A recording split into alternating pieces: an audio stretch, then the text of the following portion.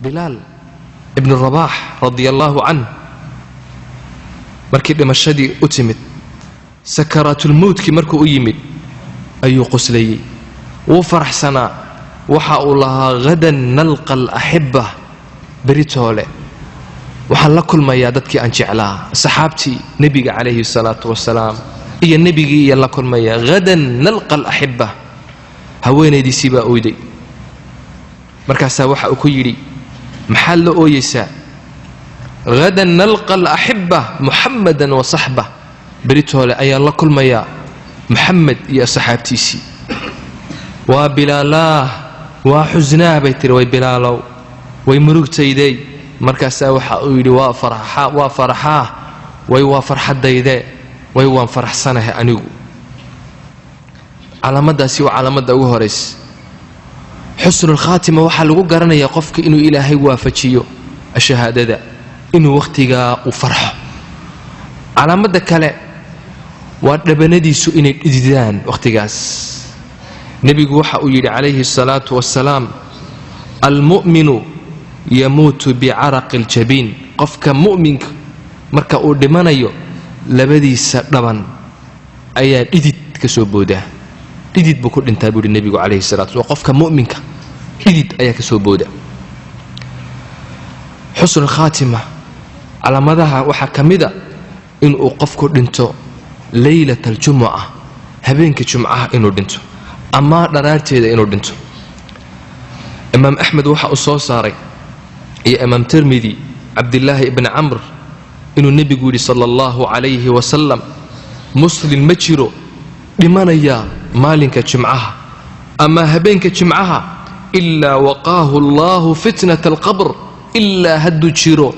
ilaahay waxa uu ka badbaadiyaa عذاب القبر أيو النبي عليه الصلاة والسلام وحاكمذا حسن الخاتمة إن أوقفك إساقوا طريق إلهي أدقالميا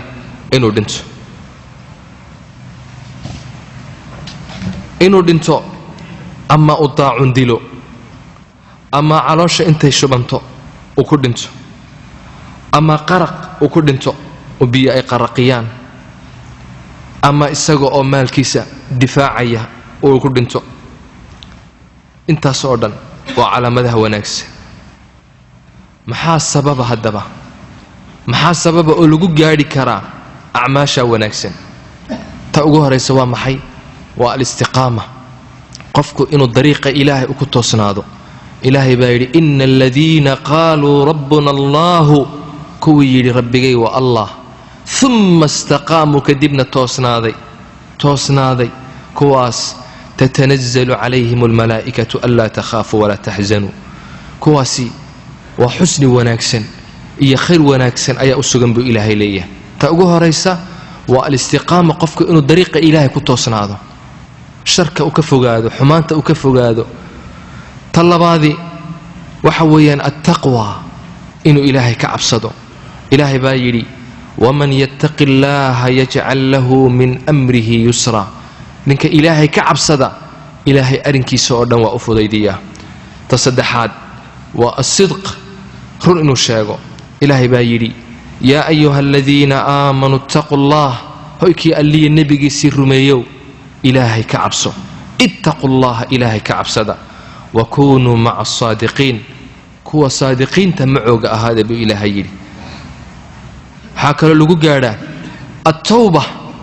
qofku in ilaahay u toobad keeno ilaahay baa yiri